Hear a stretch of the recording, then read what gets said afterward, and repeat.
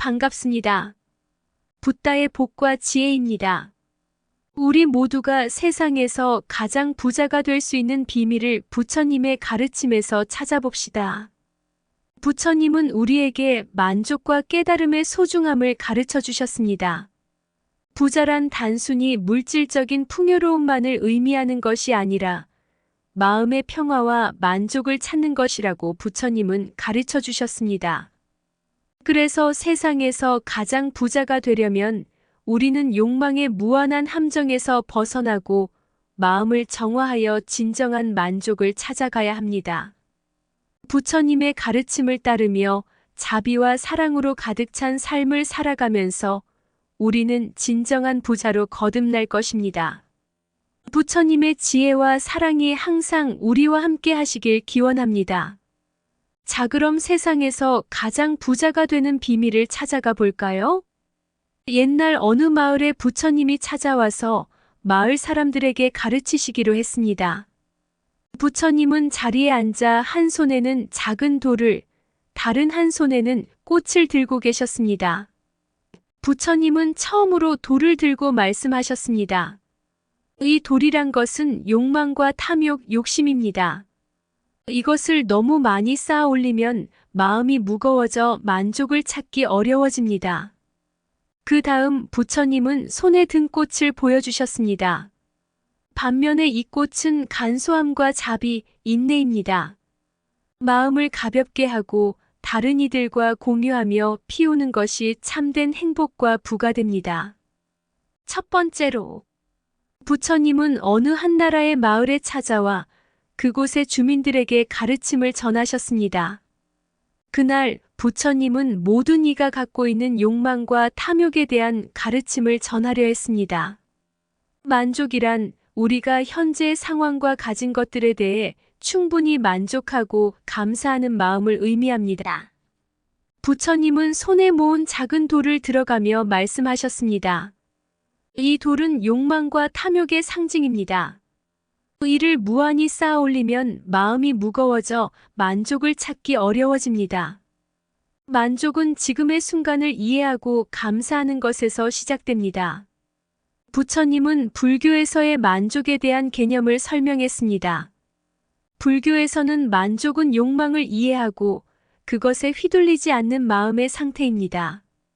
우리는 소유와 욕망에 얽매여 끊임없이 더 많은 것을 원하게 되지만 그것이 오히려 우리를 불행으로 이끄는 함정일 수 있습니다. 부처님은 이를 이해하는 방법으로 손에 든 꽃을 보여주셨습니다. 이 꽃은 간소함과 자비, 인내입니다.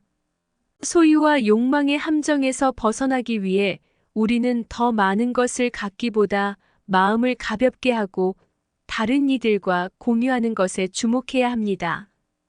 이렇게 부처님은 만족의 중요성을 강조하며 욕망의 함정에서 벗어나 평화로운 마음으로 살아가는 지혜를 전해주셨습니다.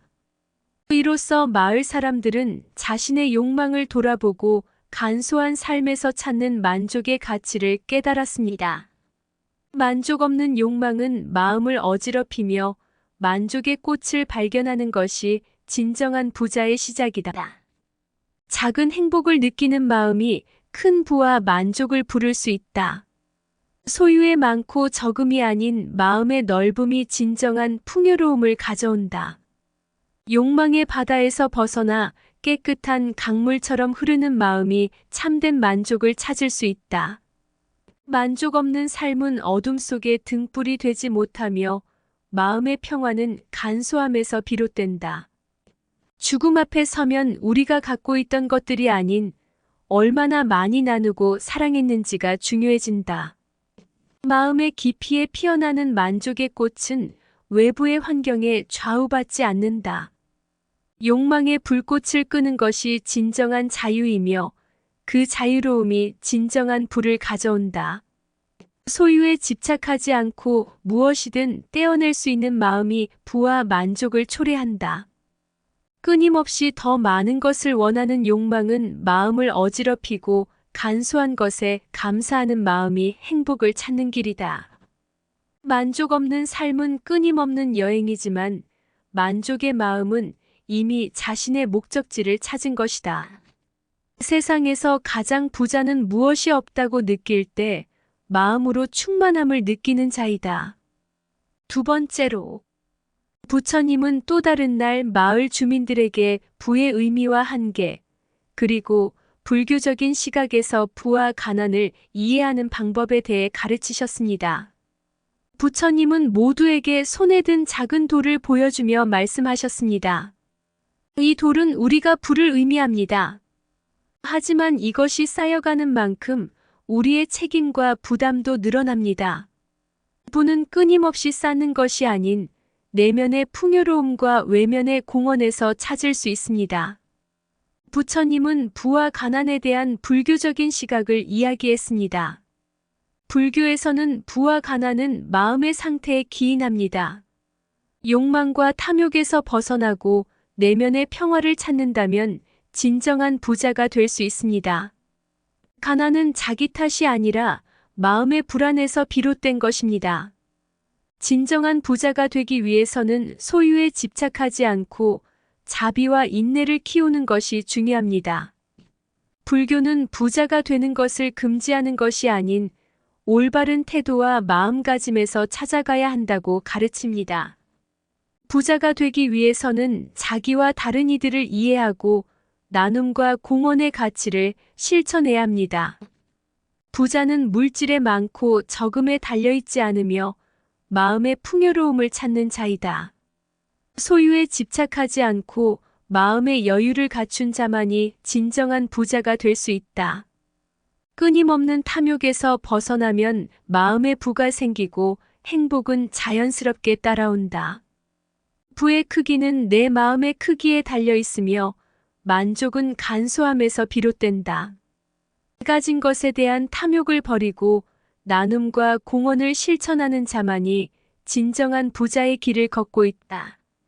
내면의 평화가 부의 시작이며 마음의 고요함이 진정한 풍요로움이다.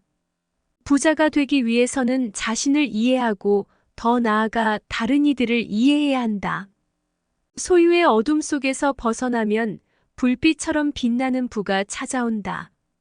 부자는 자기와 다른 이들을 위해 살아가는 자이며 이웃을 위한 나눔이 진정한 풍요로움이다. 욕망에 휩쓸리지 않고 현재의 삶에 감사하는 마음이 진정한 부자의 시작이다. 불교의 가르침을 따르면서 소유와 욕망의 미로에서 벗어난 자만이 진정한 행복을 찾을 수 있다. 부자가 되기 위해서는 먼저 마음의 도태에서 벗어나고 나눔과 이해를 실천해야 한다. 세 번째로, 부처님은 마을 주민들에게 실천 가능한 불교적 삶의 원칙에 대해 가르치셨습니다. 그는 명상과 깨달음, 자비로운 삶과 공헌, 그리고 일상에서의 만족과 부의 균형 유지에 대한 중요성에 대해 설명했습니다. 매일의 명상은 마음을 정화하고 내면의 평화를 찾게 해줍니다.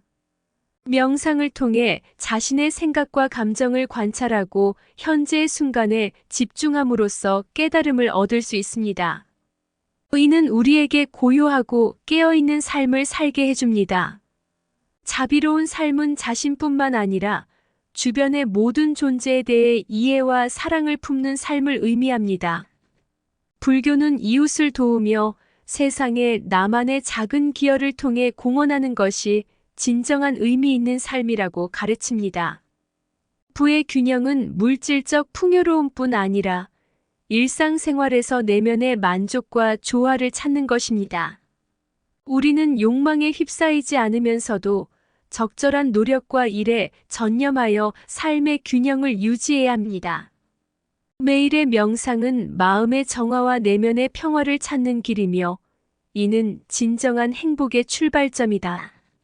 자비와 이해를 바탕으로 한 삶은 자신뿐 아니라 세상을 더 아름답게 만들어간다.